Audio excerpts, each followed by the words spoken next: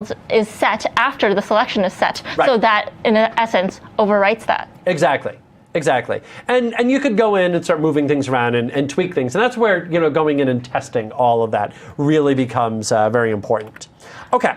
Now, sort of in the background, one of the things that I want you to notice is I made a real quick change here. And again, this sort of goes back to one of the things that we talked about earlier, is that you'll notice that I was able to do nav a : hover. So that's only going to apply to a tags inside of nav. And if we came back to our article and we kind of think about what it is that I was trying to accomplish here, is I want the first paragraph to be big, because that's probably where the important stuff is, and I want the first line to be big, and I want the first letter, just for stylizing things, I want that to be big. So I want all of that to really be highlighted. But I only want that really for just the first paragraph inside of each section. So for the second paragraph, I just want it to be normal.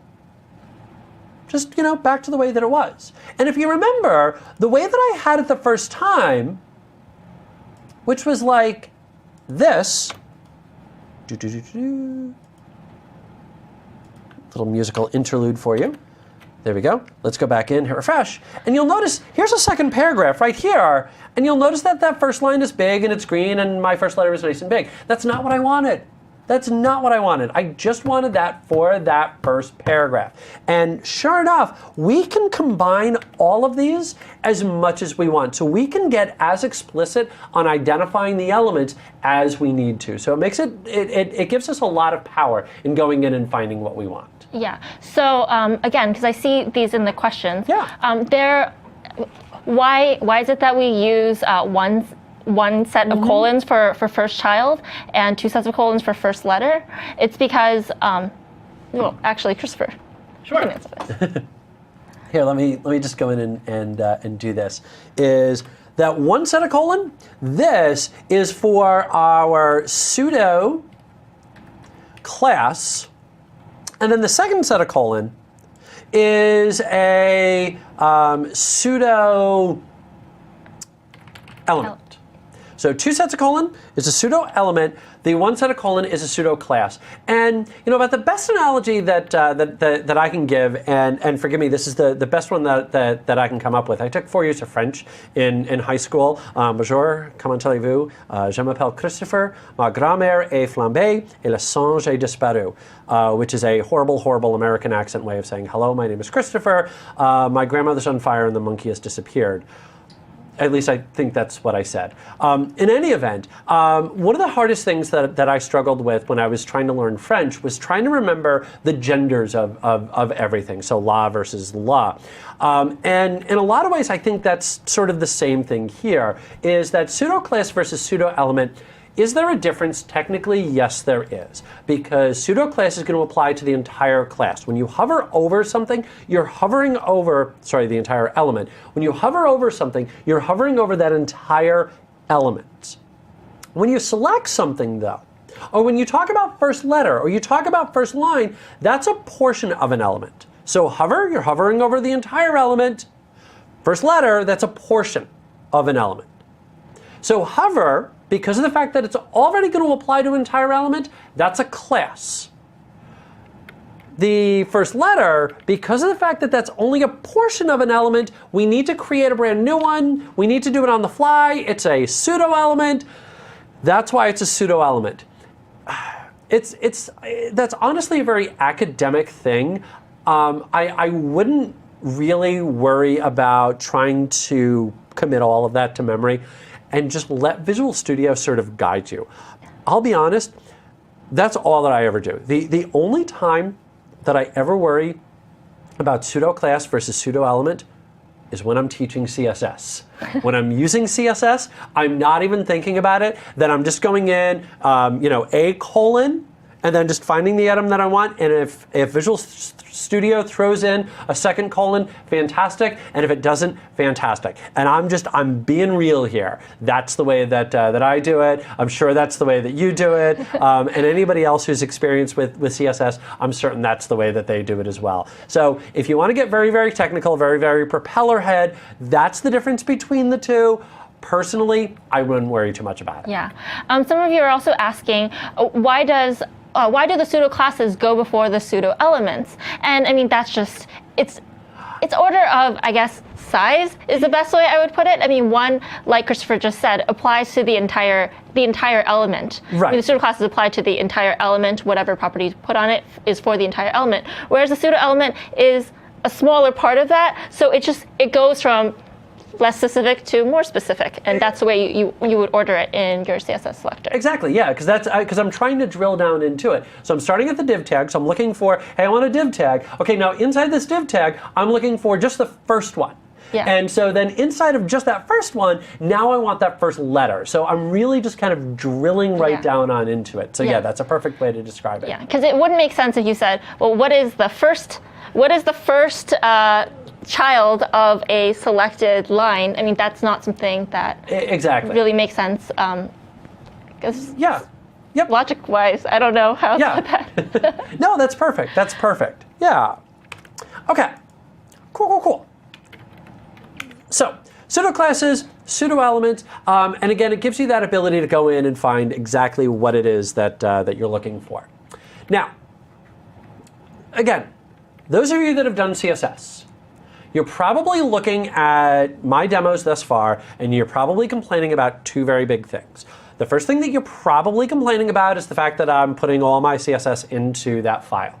Again, I'm doing that just to make my demos easier. The second thing you're probably complaining about is you'll notice that I've hard-coded in all of those font sizes. So I said that I want it to be 20 pixels and 36 pixels and so forth. That's really not a good practice, because the problem with that is that as things resize, I would then have to go into each item and resize it. So if I wanted a different font size for mobile, and I wanted a different font size for tablets, and I wanted a different font size for printing, I would then have to go in and resize everything. And I've got way too many better things to do with my time than try to, resize everything. So let's have a discussion then about sizing and about some sizing best practices here. Now, you are going to notice that CSS does give you the ability to do absolute sizes. And I'm going to say right away, just stay away from centimeters, millimeters, and inches, because it's never going to come out the way that you want it to. Just stay away from those, and really focus in on picas, points, pixels, and for me personally, I don't know if you use something different. I always find myself reaching for pixels, just because I find that I get the most consistency across all devices, and I find that it comes out the best. I don't know if you're different. Okay. I do the same. Also, I mean, when you're sizing things besides text, you usually would use pixels or use something relative. So pixels, just across the board, it's good. Yeah, exactly. Now, the thing about pixels is that it's an absolute size. So if I say I want something to be this many pixels, guess how big it's going to be? That many pixels. Period. End of sentence. Well, wouldn't it be nice if we could just set a size somewhere as our base, and then size everything else based off of that base? And that's where our relative sizes come into play. Now, the two main relative sizes that I want to highlight here are EM and REM. Now, EM is based on the font size of the current element. So if I go in and I set up, let's say div, and I set that to be 16 pixels, and I want to do something based on that for the first letter, then I would want to use EM because it's based on the current element. REM, however, is an 80s, 90s alternative band. No, REM is based on the size of the HTML element, which, by the way, is 16 pixels by default. So let's actually go back in and kind of size things a little bit better here. So you'll notice 16 pixels up top. So rather than me going in and saying our font size of 20 pixels, let's size it based off of that main font. So I just want it a bit bigger than that main font. So let's say that I want that to be about 25% bigger. So 1.25 of REM. So you can think about it as a percent. That's always the way that I think about it. So 125% or 1.25 of that REM. So it's going to be a little bit bigger. And in the case of our first, we want that much, much bigger. So let's go in and maybe set that to be 2.25 REM. And in this particular case, we want that, a scotch bigger. And let's go in and say 1.50 REM. And do I have any other sizes in here? I think I'm good. I'm good. Okay, cool. So now let's come back over to my browser and let's go ahead and hit refresh. And you're going to notice there's not a lot of change on my screen, because I basically kept everything reasonably close. And unless you're, busting out a ruler and measuring everything, you're probably not noticing any real difference until I do this. So all it takes now is for me to make one change.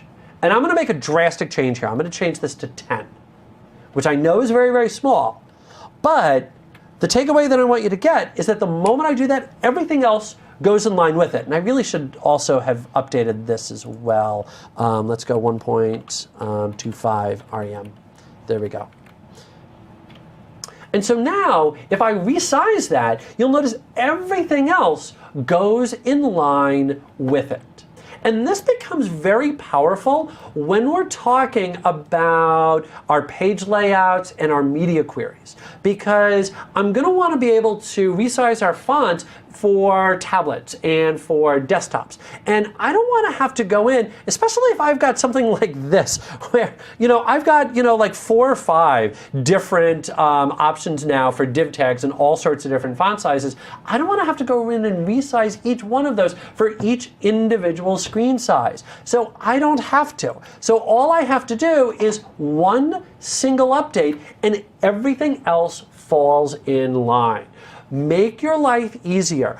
Go with relative sizes. Set that size once and go relative from there on out. If you need something to be an explicit size, then obviously, yes, use explicit sizing. But especially when you're talking about things like fonts and trying to work in a mobile-first world, go with relative sizes. It's going to make your life that much easier. Yeah. So what would have happened if you changed it from REM to EM? That's a fantastic question. So if I would have changed it from REM to EM, so let's do this. I'm going to go with kind of the big one here, which is our first letter. Actually, no. What do I want? I want this.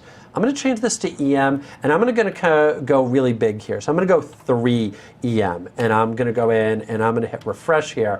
And you'll notice that I'm getting a much bigger space there because of the fact that it's still coming off of my HTML. So it's coming off of the parent because that's now flowing down to everything else. So EM versus REM here isn't going to make a huge difference. But let's talk about this first letter and this first line, because that's really where EM shines. Because remember, what's my goal? My goal with using that first line and that first letter was really to try and highlight that versus the rest of the paragraph.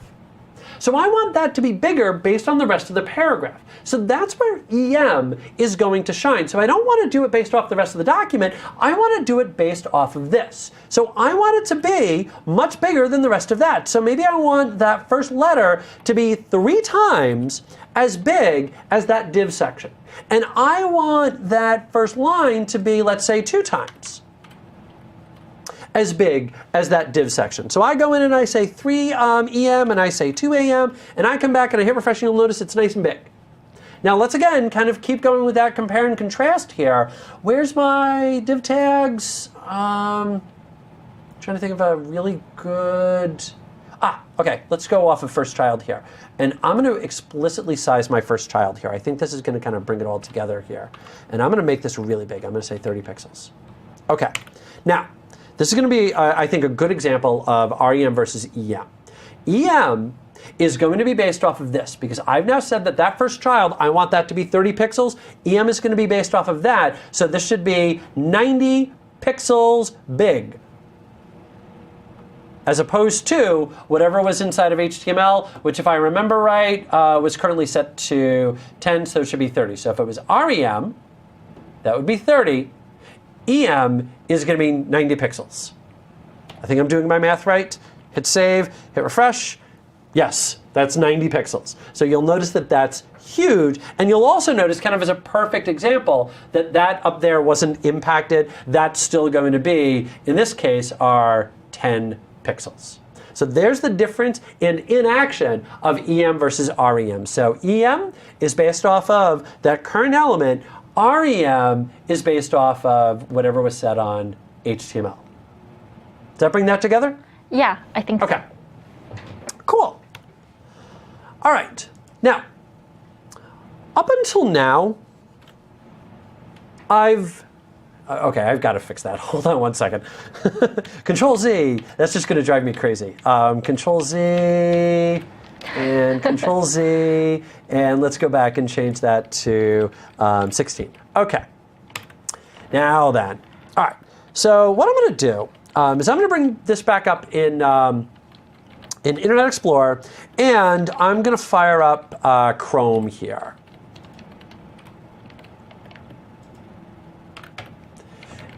Now, what you're going to notice is, on the whole, these are similar, but you are, going to notice that they're certainly not the same, that the font size is definitely different in Chrome versus IE. And this is going to be one of the biggest challenges that you're going to have working with CSS, is that, like you mentioned earlier, and I think you put it perfectly, which was essentially that CSS is a standard by the W3C, and they essentially suggest that browsers do this, this, and this. But it's not a requirement by any stretch of the imagination. So a lot of different things will work in one browser, but won't necessarily work in another browser. And sometimes the difference is going to be pretty drastic. Sometimes it's not going to be as bad. So you will always have to go in and play around from browser to browser to browser to make sure that things work well in all browsers,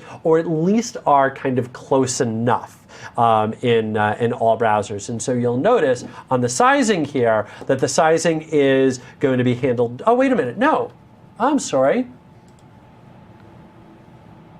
There we go. See, it was funny because I'm looking at this and I'm going, I know that all of that's supposed to work in Chrome, and it's not, and I'm just going to kind of roll with it. There we go. Okay, so all of that works better. There we go. Now, here's one spot where things can differ, and Chrome may have updated this real recently. So if all of a sudden this works the way that it's supposed to work in Chrome, then they updated it. One very cool thing that you can do is you can also size things based on the screen size. And that's by using VW or VH. Now, one thing to keep in mind is that it's not supported in all browsers.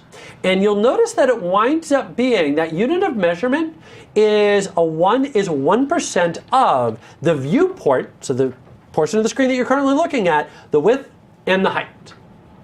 So if I go back in to Visual Studio here, and let me grab my article, and let's say that I want my article's width, and I only want that to take up, let's say, 75% of the screen, I could say 75 VW, viewport width. And so if I go in and I hit save, and I come back over here to Chrome, and I come back over here to Internet Explorer, okay, cool. Chrome did update this. This actually is relatively new. What you're going to notice is that there is now that little bit of white space, and it's all based on the size of the browser.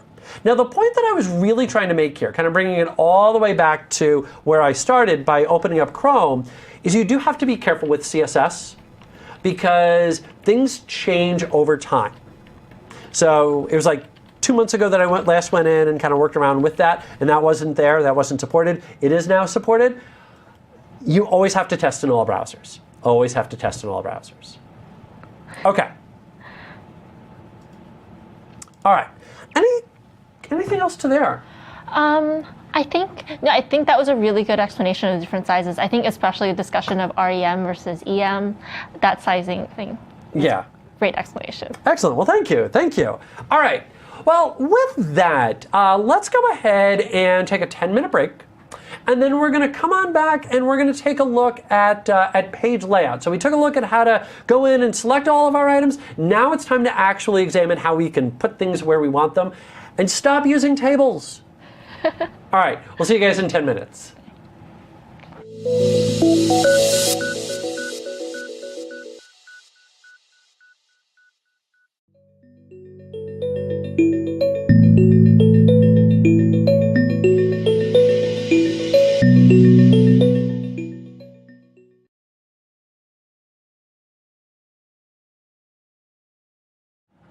All right, well, welcome back to the adding style with CSS Jumpstart. I'm Christopher Harrison, that is Helen Zhang. And in the last couple of modules, we sort of focused in, we focused in on kind of the basics of, hey, you know, here's CSS, and we got a little bit more advanced, and we took a look at how to go in and highlight and find all sorts of different sections. But we didn't really focus a whole lot on how to lay out the page. I mean, if you took a look at my page example, I mean, it was still relatively kind of ugly as far as layouts and all of that went. So it'd be nice if we talked about page layout. What do you say? Yeah. So a lot of you have actually also been asking questions about this, saying, you know, like, it's great. We want to know how to, especially, you know, change text size, but how am I supposed to change the width and height of something? How am I supposed to lay out the page? At the end of the day, that's a very important part in actually making your site look good. Stop using tables. Yeah, so we're going to talk about a couple of things. We're going to talk about how to position your elements on the page. Mm-hmm. So, you know, how to make something stay at the top of the page, how to make elements sit next to each other nicely, how to center things, you know, how to position those elements, as well as what goes into sort of the position of an element. What is, not to get too philosophical here, but what is an element? You know, what is it, seriously, yeah. What is it composed of? Which is the box model. You know, an element is not simply the content, it's also the stuff around the content. So an element isn't just an element. There's more to it than just simply just that individual tag. Yeah, exactly. Okay. And we're also going to talk about how elements can interact with each other and sort of disrupt each other on a page, and how we can solve those issues. Okay. So at the end of the slide, or at the end of this module, I'm hoping to get a page like this. So, you know, it's not beautiful, but it's a rough estimate of what a landing page, what a pretty modern day landing page would look like. And we're going to basically position all these elements that I've put in here, and get from this to this. Perfect. I love it. Great. So first, we should talk about the display property. I mean, this really gets an element to actually display on a page. And there's a lot of different HTML elements, as you guys well know. And there are a couple types. Two main types, really. The first is a block level element, and those are the typical elements that you're thinking of: paragraphs, divs, forms, headings, you know, anything that really takes up an entire row for itself on the page. Mm-hmm. There are also then inline elements like spans, links. You know, if you're using the B tag for bolding something, that's an inline element, and they don't take up an entire page. You can think of these roughly as, you know, things that could go inside of a paragraph or inside of something else. Okay. And I think that's an easy shortcut to think about it. Not exactly, but that gets you into the right idea. And you can also display things not only as block or as inline. You can also completely hide an element from the page using display none. And that's a bit different from something else that you might have heard about called visibility none. Visibility none basically takes an element and hides it, but still basically has a placeholder size for it on the page. Display none actually hides the element altogether. So you know, if you had three things and you hit the middle one, then it would basically collapse into two. Whereas if you use visibility none, you would basically have one and then a blank space and then three. That makes sense. So display none completely disappears. Visibility, there's nothing that's going to be there, but it's just going to be white space, if you will, that's right there. Yeah. So something funny I saw was, you know, it's basically like a ninja. It's there, but you don't see it. Or an invisibility cloak. Okay. I like it. I like it. Yeah. One little thing that's worth highlighting, though, is especially for people who are doing server side, is that HTML is still sent down to the client. So if somebody went in and viewed the source, they'd still be able to see the text behind the scenes. They're just not seeing it on the browser screen. Yeah, it's just a good way to sort of dynamically hide elements on the page if you need to do that. For instance, we'll get into this later on, but if you're resizing a page, like based on screen size, it's very helpful there. And then there's a... No, go ahead. Is that confusing? No. Okay, no. Great. And there's the last thing I just always have this confused look on my face. It's just me. Okay, just checking. But the last thing that could be a little bit confusing is that there's an inline block type element. So a block type element, typically needs a whole row for itself. An inline block element basically allows you to collapse a bunch of block elements onto the same row. So, for example, if you had like 3 cards that you wanted to show on the same page, each in a little div, you would be able to do that by setting them to inline blocks rather than just block elements. Okay. So actually, if we go to my example here, you can see that these are all inline blocks, but without styling. They're just block elements. They're just sitting one behind each other. So like those this. are all contained inside of div tags, and so the div tags are just going to go top to bottom there. Yeah, and I can show you that in the F12 tools. You'll see, they're just like very basic boxes, and they don't have an inline block element like inline block property like these do. Let me open this up. Yeah, you'll see they're shown as display inline block. Okay. And you can also see that if you, let me disable this, they automatically go back to being one behind another. All right. So that normal block is just going to go down, down, down. That inline block they're still separate elements, but they're not automatically going to go down to the next line, so to speak. Yeah, exactly. Okay. I mean, it's a pretty common use case. Yeah, sometimes you don't want everything to go one single file down the page. Sometimes you just want 2 things next to each other. Right. And that makes it easy, or makes it possible even.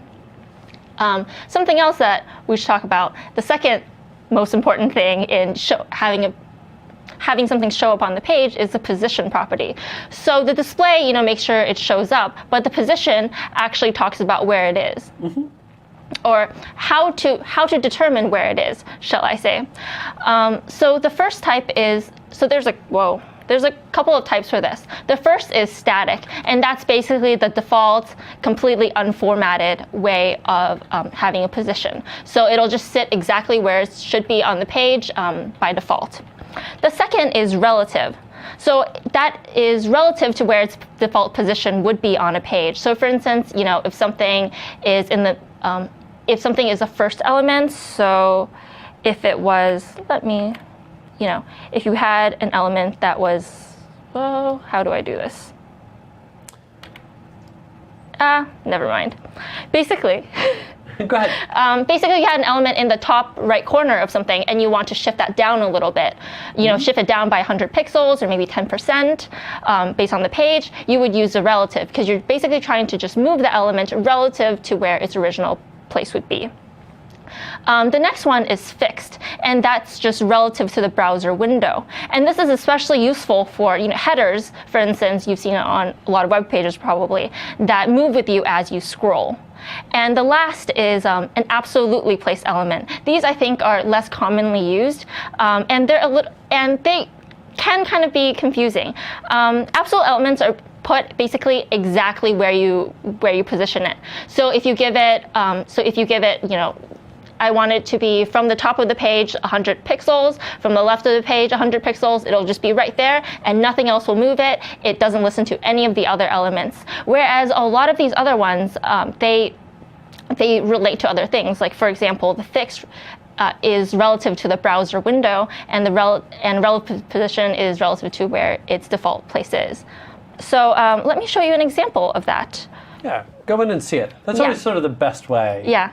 So for instance, this header right here is a fixed element, right? So when you're moving down the page, it's fixed relative to the browser window. Nice. So you didn't do any JavaScript or anything fancy like that. You just simply said fixed. Yeah. In fact, if you look at my HTML code, there's absolutely no JavaScript on this page because I just want to make clear that everything that happens here is based purely on CSS. I don't have any absolutely placed elements on this page because it didn't actually seem like it was necessary to have something just randomly in this in the upper left-hand corner